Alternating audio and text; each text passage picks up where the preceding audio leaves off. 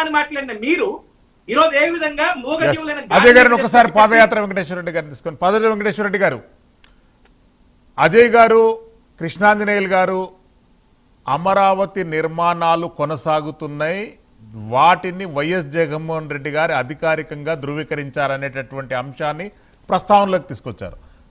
వైఎస్ఆర్సీపీ అమరావతి నిర్మాణాలను అధికారికంగా ధృవీకరిస్తుందా? ముందుగా ప్రైమ్ లైన్ వీక్షకులకి, ప్యానెల్లో ఉన్న పెద్దలకి, రాష్ట్ర ప్రజలకి, శ్రీశైలం గారికి శుభ సాయంత్రం.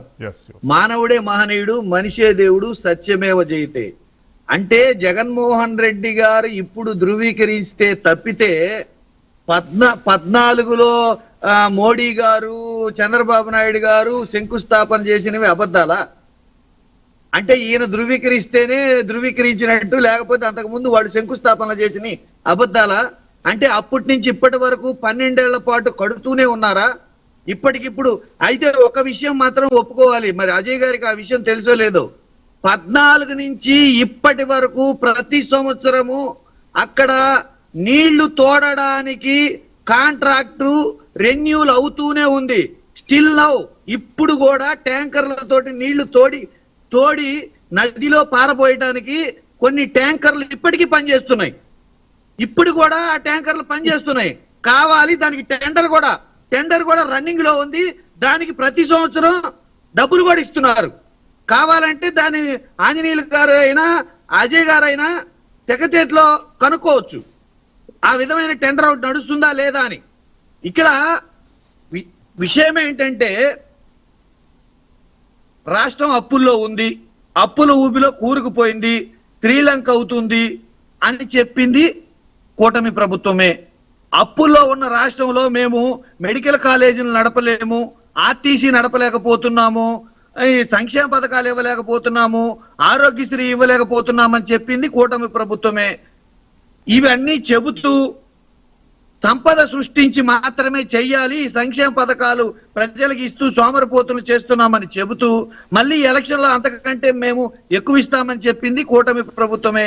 కూటమి ప్రభుత్వం ఇప్పుడు కూడా స్టిల్ నౌ ఇప్పుడు కూడా నాడు నేడు కింద స్కూళ్ళు రెన్యూ వాటిని కంప్లీట్ చేయాలన్నా, చదువును కొనసాగించాలన్నా, ప్రభుత్వ పాఠశాలలో చదువును కొనసాగించాలన్నా డోనర్స్ అవసరం, ప్రభుత్వం నడపలేమని చెప్తుంది కూటమి ప్రభుత్వమే.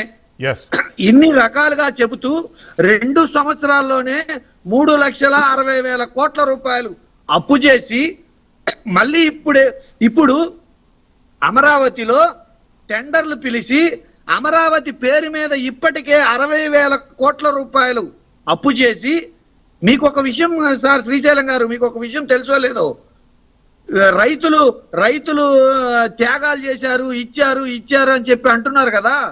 33,000 ఎకరాలకి ఈ 12 సంవత్సరాల కాలంలో కేవలం కవులు 37,500 కోట్లు కట్టారు ఈ 12 సంవత్సరాలు. అసలు ఇట్లా ఎన్ని సంవత్సరాలు కట్టాలి? ఇప్పుడు ఎకరా ఎంత పడినట్టు? పోనీ ఆ 33,000 ఎకరాలు వినియోగించుకున్నారా? 33,000 ఎకరాలు వినియోగంలోకి వచ్చిందా? ఇంతవరకు వినియోగంలోకి రాలా.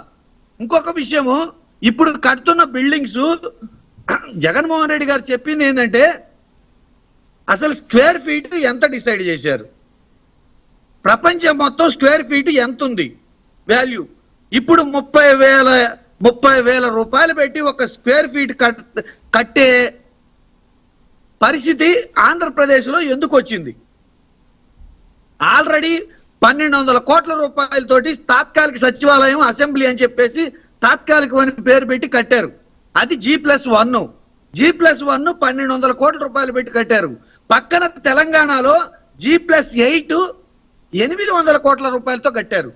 పార్లమెంటు భవనం 900 కోట్ల రూపాయలతో కట్టారు. పైగా శాశ్వత భవనాలు. ఇప్పుడు కడుతున్న ఈ మళ్ళీ శాశ్వత భవనాల పేరిట, శాశ్వత అసెంబ్లీ, శాశ్వత సెక్రటేరియట్ పేరిట కడుతున్న భవనాలకి SFT వచ్చేసి 30,000 ఏంటండి? అసలు నాకు అర్థం కాలేదు. ఏ దేశంలో ఉంది ఆ రేటు? ప్రపంచ దేశాల్లో ఉంది. ఒక మాట అండి సార్, ఒక మాట.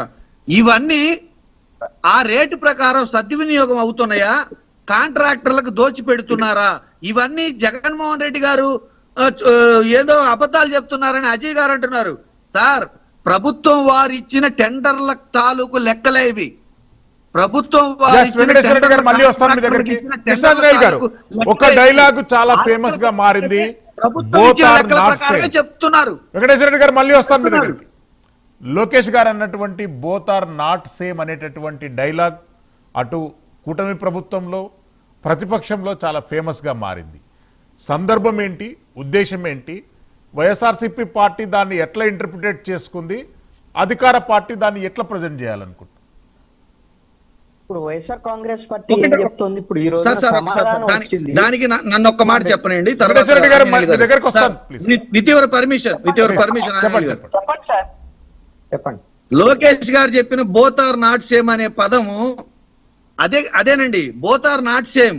మేము పేద ప్రజల కోసం, సంక్షేమం కోసం, పేద ప్రజల సంక్షేమం కోసం పనిచేసే ప్రభుత్వం అప్పుడు మాదైతే, ఈ కార్పొరేటర్ల కట్టుబెట్టే ప్రభుత్వం ఇది. Both are not same. S Krishnanjaneyulu garu please. ఇప్పుడు ఒకటండి, నారా లోకేష్